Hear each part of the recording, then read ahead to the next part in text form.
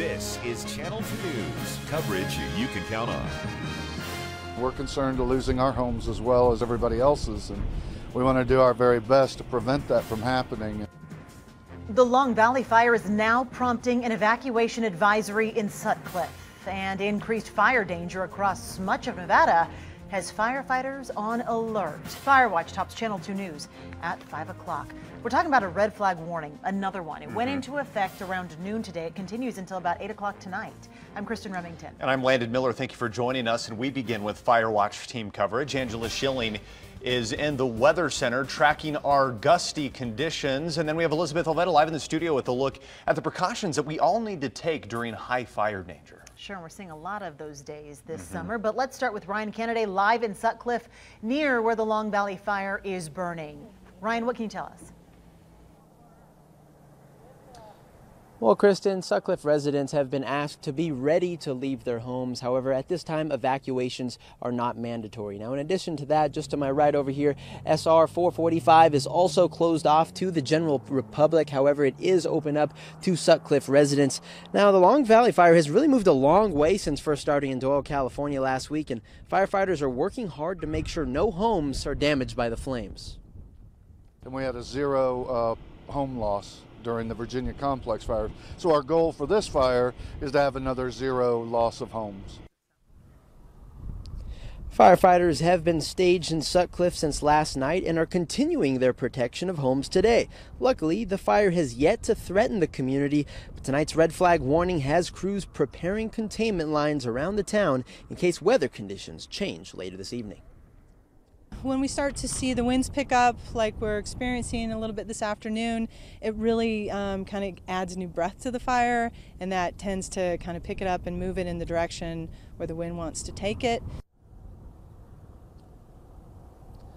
Now, in the event that evacuations do become mandatory, the Nixon Gym will be used for Sutcliffe residents as an evacuation center. Covering Fire Watch Live, Ryan Kennedy, Channel 2 News. Hope they don't need it. Ryan, thank you. Voluntary evacuations are in effect for Elko residents due to the oil well fire. This fire started on the Kittredge Canyon area and has been moving northeast. Elko County deputies have asked residents in the White Rock area to evacuate.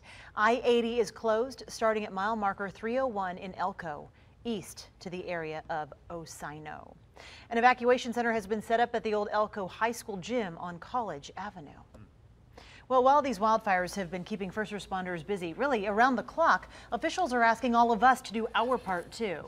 That's right. In hopes of avoiding straining local resources, residents need to make sure that they're taking all of the precautions necessary to avoid to start any fires. Elizabeth Olveda joins us live here in the studio with some more of those tips. Liz.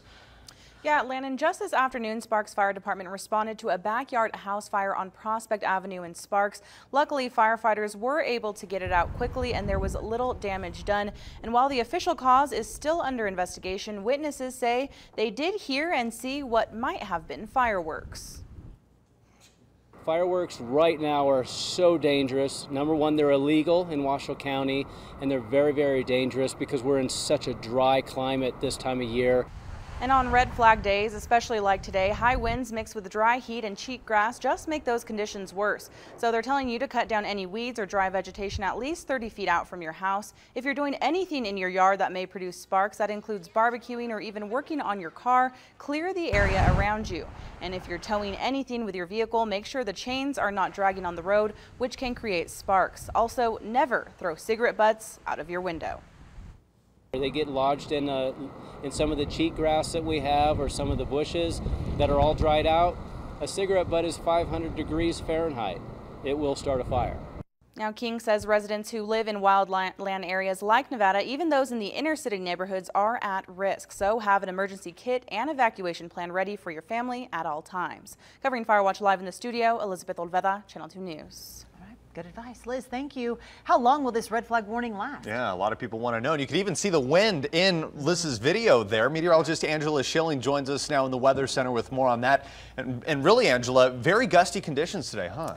Yeah, it is pretty windy, and it doesn't take much wind at all for a fire to expand and grow. So we're seeing wind gusts near 40 miles per hour. Here's the timeline of the wind gusts. They will decrease slightly overnight. They're not going to come calm, still gusting into the 20s overnight, but the red flag warning expires at 8 p.m. because they're not going to be quite as strong overnight, but still a little bit of a breeze. And then again tomorrow afternoon, wind gusts will be in the mid-30s. So we have a red flag warning for Tuesday as well. That will begin at noon and go through 8 p.m. So right now our winds are coming out of the west, sustained anywhere between 15 to 25 miles per hour. Gusts are closer to about that 40 mile per hour range. So yeah, it is windy, but the good news with the westerly flow, it really has kicked all that smoke out of here. So some good news, air quality is in the good range. That's very nice to see. But then when you look back up to the north, closer to that Long Valley fire, you can still see some smoke and haze in the area. It's possible that could still kind of drift in here from time to time, but overall conditions are improving and we're still rather hot. Tomorrow will be windy as well. I have a full year forecast coming up here in just a few minutes.